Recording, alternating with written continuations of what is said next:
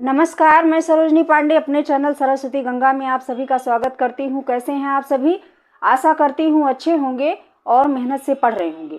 जैसा मैं आप सभी को उपसर्ग पढ़ा रही थी, उपसर्ग में मैंने आप लोगों को पढ़ाया है आगत या विदेशी उपसर्ग। तो आगत या विदेशी उपसर्ग में मैंने उर्दू के उपसर्ग आपको बताए हैं। उर्दू के टोटल 19 उपसर्ग होते हैं, जिसमें से मैंने पिछले वीडियो में 11 उपसर्ग पढ़ा दिए हैं और 8 बचे हुए हैं। वो मैं आज इस वीडियो में आपको पढ़ाऊंगी। और आप लोगों से कहना है कि आप लोग ध्यान नहीं दे रहे हैं अपने पढ़ाई का, किस तरीके से आप पढ़ेंगे, कैसे पढ़ेंगे, ठीक है। मेहनत नहीं कर रहे हैं। मेहनत करना ज़रूरी है। आप लोग नहीं पढ़ेंगे, अब नहीं पढ़ेंगे तो बाद में आपको मौका मिलने वाला नहीं है। जब समय निकल जाता है तब पछताना होता है, ठीक है। तो चलिए ज़्यादा ना कहते हुए चलते हैं वीडियो की तरफ। बोर्ड देखते हैं, बोर्ड पे क्या लिख रहा है। ये आपकी सुविधा के अनुसार ये सारा का सारा मैंने लिख दिया है, ठीक है। कि ऐसे उपसर्ग जो अरबी फारसी भाषाओं से लिए गए हैं, इनकी संख्या 19 है। ये उर्दू के उपसर्ग होते हैं, ठीक है। इन्हें उर्दू का उपसर्ग कहा जाता है। और विदेशी उपसर्ग 2 प्रकार के होते हैं। पहला है अरबी फारसी अथवा उर्दू के उपसर्ग, दूसरा अंग्रेजी के। पहला अरबी फारसी के इसलिए है क्योंकि पहले मुगल शासक हमारे देश में आए थे, उसके बाद अंग्रेज शासक आए थे, ठीक है। तो जिस प्रकार से वह आए थे उसी प्रकार से उनकी भाषाओं का हमारे हिंदी में समावेश भी हुआ है, ठीक है। तो चलिए देख लेते हैं। 8 उपसर्ग ये बचे हुए थे, मैंने इनको लिख लिया है। बर उपसर्ग है। बर का अर्थ होता है ऊपर या पर। जैसे बर प्लस दास्त बराबर बर्दाश्त, यानी कि बर्दाश्त से ऊपर। बर्खास्त, ठीक है। बर्खास्त माने होता है किसी को बर्खास्त कर देना, या कोई काम है जिसको बर्खास्त कर देना, कोई फाइल है जिसको बर्खास्त कर देना, यानी कि हटा देना, निकाल देना, ठीक है। खारिज कर देना, खारिज जानते होंगे। बरकरार का मतलब करार माने चैन होता है, और चैन अगर मिल रहा है तो उसे कहते हैं बरकरार, ठीक है। और 13वां है बिला। बिला का अर्थ होता है बिना, यानी कि बिला शर्त। बिला माने बिना शर्त के, बिना वजह के, बिना कसूर के। और लाहौल बिला।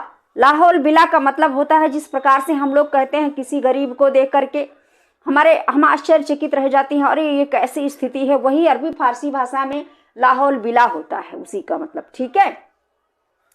तो और अगला है हमारा बेस। बेस का अर्थ होता है अत्यधिक, यानी कहते हैं ना बहुत बेशकीमती है, यानी कि जो वस्तु है ये बेशकीमती है, यानी अत्यधिक कीमत वाली है, ठीक है।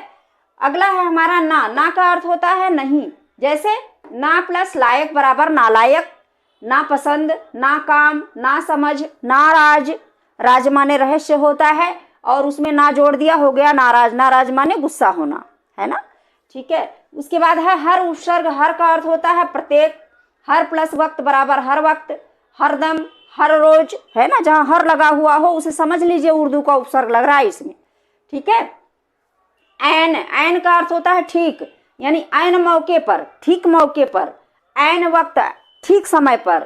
ऐन जगह, ठीक जगह पर पहुंच गई, ठीक है, ये होता है। उसके बाद है नेक। नेक का अर्थ होता है भला। कहते हैं ना नेकी कर दरिया में डाल, है ना। तो नेक माने भला होता, भलाई का काम। जैसे नेक दिल, अच्छे दिल वाला आदमी। नेक नियत, अच्छी नीयत वाला आदमी। नेक राह, अच्छी राह। अच्छी राह, जो जिस रास्ते पर हम चल रहे हैं वो अच्छी है। चाहे जीवन का रास्ता हो, चाहे अच्छाई का रास्ता, जो कुछ हम कर रहे हैं वो उसे नेक राह कहते हैं। कहते हैं ना आप अच्छे रास्ते पे चल रहे हो, नेक राह पे चल रहे हो, ठीक है, वो होता है।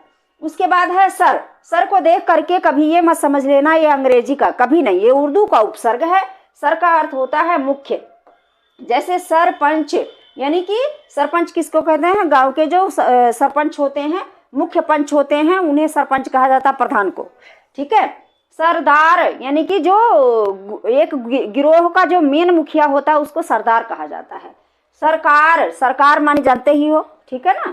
सरताज, मुख्य ताज, यानी कहते हैं तुम मेरे सरताज हो, यानी कि सबसे मेन मुखिया तुम ही हो मेरे लिए, है ना वो। सरहद, जो हद। हद का मतलब होता है सीमा।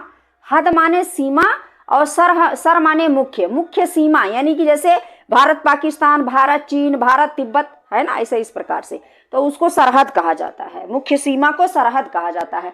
तो ये 8 बचे हुए थे जो मैंने आपको पढ़ा दिया है। खूब मेहनत से पढ़ते रहिए। इनका जब समझ में ना आए तो इनका अर्थ निकाल लीजिए, बुक से कहीं से ढूंढ लीजिए। ऐसे मैंने सारा का सारा बता दिया है। तो चलिए पढ़ते रहिए, खूब मेहनत करके पढ़िए, इन्हें नज़रअंदाज मत कीजिए, क्योंकि यही ऐसे ही जो उपसर्ग होते हैं ये पूछे जाते हैं, कभी अर्थ नहीं पूछा जाता। मैंने तो ऐसे ही बता दिया ताकि आप समझ सको कि इसका मतलब क्या होता है। अर्थ नहीं पूछा जाता। या तो ये दे दिए जाते हैं, शब्द दे दिया जाता है तो उसमें से उपसर्ग पूछता है, या उपसर्ग दे दिया जाता है तो उसमें कौन सा शब्द लगेगा, मूल शब्द पूछता है। ठीक है, या फिर उपसर्ग दे करके उपसर्ग युक्त शब्द दे करके पूछता है कौन सी भाषा का है। ठीक है, तो यही पूछा जाता है, इससे ज़्यादा कुछ नहीं पूछा जाता है। चलिए मिलते हैं अगले वीडियो में। वीडियो को शेयर करते रहिए, नए देख रहे हैं तो सब्सक्राइब कर लीजिए और खूब मेहनत करके पढ़िए ताकि किसी भी परीक्षा में आपको फेल ना होना पड़े, एक नंबर आपका कट ना जाए। ठीक है, तो चलिए मिलते हैं अगले वीडियो में, तब तक के लिए धन्यवाद।